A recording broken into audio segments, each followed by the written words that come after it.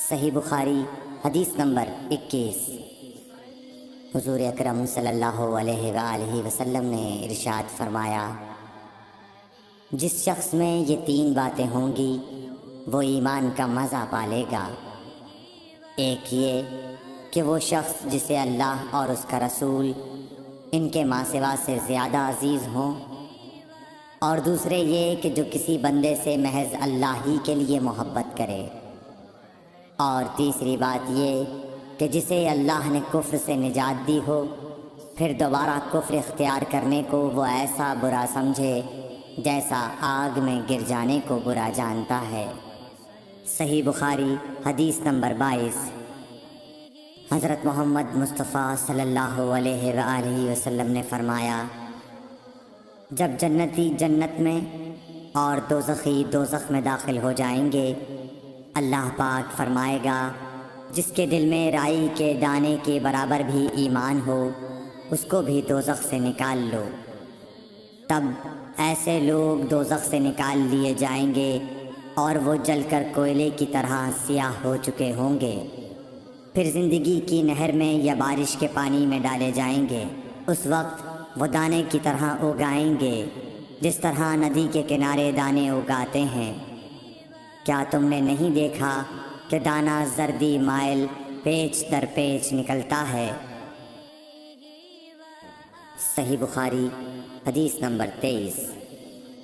حضور اکرم صلی اللہ علیہ وآلہ وسلم نے فرمایا، میں ایک وقت سو رہا تھا، میں نے خواب میں دیکھا کہ لوگ میرے سامنے پیش کیے جا رہے ہیں اور وہ کرتے پہنے ہوئے ہیں، کسی کا کرتا سینے تک ہے اور کسی کا اس سے نیچا ہے۔ پھر میرے سامنے عمر بن خطاب لائے گئے، ان کے بدن پر جو کرتا تھا اسے وہ گھسیٹ رہے تھے، یعنی ان کا کرتا زمین تک نیچا تھا۔ صحابہ رضی اللہ تعالی عنہ نے پوچھا کہ یا رسول اللہ اس کی کیا تعبیر ہے؟ آپ نے فرمایا کہ اس سے دین مراد ہے۔ صحیح بخاری حدیث نمبر 24۔ ایک مرتبہ رسول کریم صلی اللہ علیہ وسلم ایک انصاری شخص کے پاس سے گزرے، اس حال میں کہ وہ اپنے ایک بھائی سے کہہ رہے تھے کہ تم اتنی شرم کیوں کرتے ہو؟ آپ نے اس انصاری سے فرمایا کہ اس کو اس کے حال پر رہنے دو، کیونکہ حیا بھی ایمان ہی کا ایک حصہ ہے۔ صحیح بخاری حدیث نمبر 25۔ رسول اللہ صلی اللہ علیہ وسلم نے فرمایا، مجھے اللہ کی طرف سے حکم دیا گیا ہے کہ لوگوں سے جنگ کروں اس وقت تک کہ وہ اس بات کا اقرار کر لیں کہ اللہ کے سوا کوئی معبود نہیں ہے، اور یہ کہ محمد صلی اللہ علیہ وسلم اللہ کے سچے رسول ہیں، اور نماز ادا کرنے لگیں اور زکوٰۃ دیں۔ جس وقت وہ یہ کرنے لگیں گے تو مجھ سے اپنے جان و مال کو محفوظ کر لیں گے سوائے اسلام کے حق کے۔ رہا ان کے دل کا حال تو ان کا حساب اللہ کے ذمے ہے۔ صحیح بخاری حدیث نمبر 26۔ رسول اللہ صلی اللہ علیہ وسلم سے دریافت کیا گیا کہ کون سا عمل سب سے افضل ہے؟ فرمایا، اللہ اور اس کے رسول پر ایمان لانا۔ کہا گیا اس کے بعد کون سا؟ آپ نے فرمایا کہ اللہ کی راہ میں جہاد کرنا۔ کہا گیا پھر کیا ہے؟ آپ نے فرمایا حج مبرور۔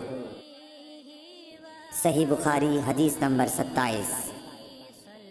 رسول اللہ صلی اللہ علیہ وسلم نے چند لوگوں کو کچھ عطیہ دیا اور سعد وہاں موجود تھے۔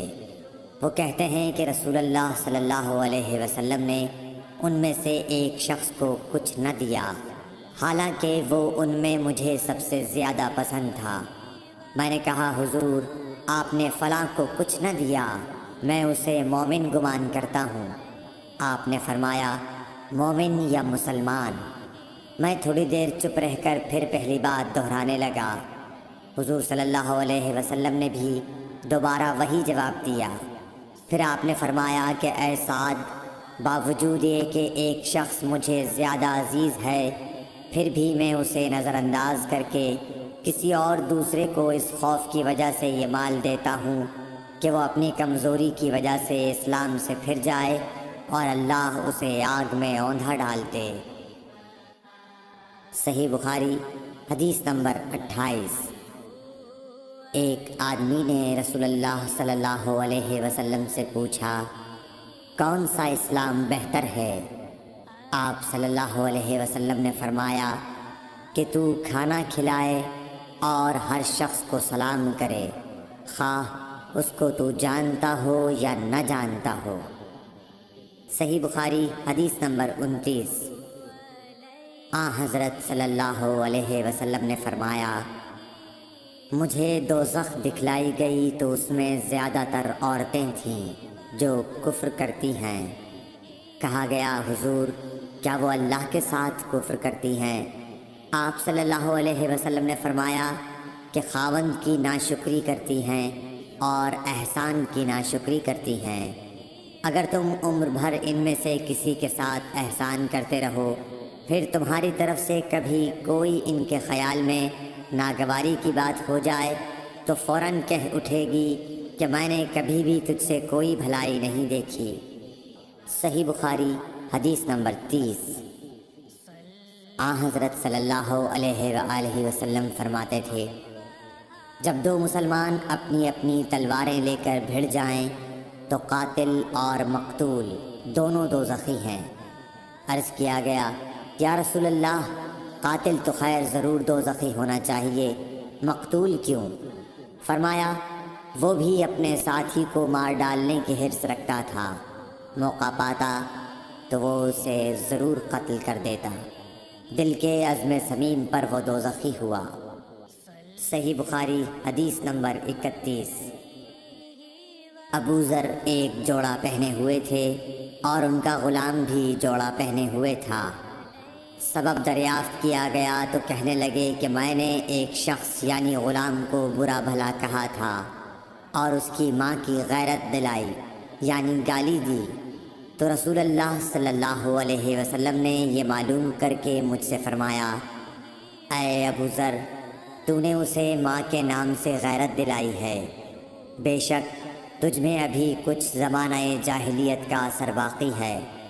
یاد رکھو، ماتحت لوگ تمہارے بھائی ہیں، اللہ نے اپنی کسی مصلحت کی بنا پر انہیں تمہارے قبضے میں دے رکھا ہے، تو جس کے ماتحت اس کا کوئی بھائی ہو تو اس کو بھی وہی کھلائے جو آپ کھاتا ہے، اور وہ کپڑا اسے پہنائے جو آپ پہنتا ہے، اور ان کو اتنے کام کی تکلیف نہ دو کہ ان کے لیے مشکل ہو جائے، اور اگر کوئی سخت کام ڈالو تو تم خود بھی ان کی مدد کرو۔ صحیح بخاری حدیث نمبر 32۔ جب سورہ انعام کی یہ آیت اتری، جو لوگ ایمان لائے اور انہوں نے اپنے ایمان میں گناہوں کی آمیزش نہیں کی، تو آپ صلی اللہ علیہ وسلم کے اصحاب نے کہا، یا رسول اللہ، یہ تو بہت ہی مشکل ہے، ہم میں کون ایسا ہے جس نے گناہ نہیں کیا؟ تب اللہ پاک نے سورہ لقمان کی یہ آیت اتاری کہ بے شک شرک بڑا ظلم ہے۔ صحیح بخاری حدیث نمبر 33۔ رسول اللہ صلی اللہ علیہ وآلہ وسلم نے فرمایا، منافق کی علامتیں 3 ہیں، جب بات کرے جھوٹ بولے، جب وعدہ کرے اس کے خلاف کرے، اور جب اس کو امین بنایا جائے تو خیانت کرے۔ صحیح بخاری حدیث نمبر 34۔ رسول اللہ صلی اللہ علیہ وسلم نے فرمایا کہ 4 عادتیں جس کسی میں ہوں تو وہ خالص منافق ہے، اور جس کسی میں ان 4 میں سے ایک عادت ہو تو وہ بھی نفاق ہی ہے جب تک اسے نہ چھوڑ دے۔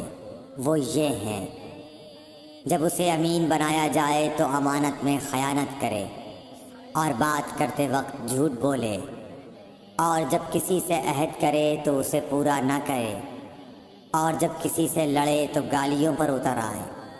صحیح بخاری حدیث نمبر 35۔ رسول اللہ صلی اللہ علیہ وسلم نے فرمایا، جو شخص شب قدر ایمان کے ساتھ محض ثواب آخرت کے لیے ذکر و عبادت میں گزارے، اس کے گزشتہ گناہ بخش دیے جاتے ہیں۔ صحیح بخاری حدیث نمبر 36۔ رسول اللہ صلی اللہ علیہ وسلم نے فرمایا، جو شخص اللہ کی راہ میں جہاد کے لیے نکلا، اللہ اس کا ضامن ہو گیا۔ اللہ تعالیٰ فرماتا ہے، اس کو میری ذات پر یقین اور میرے پیغمبروں کی تصدیق نے اس سرفروشی کے لیے گھر سے نکالا ہے۔ میں اس بات کا ضامن ہوں کہ یا تو اس کو واپس کر دوں ثواب اور مال غنیمت کے ساتھ، یا شہید ہونے کے بعد جنت میں داخل کر دوں۔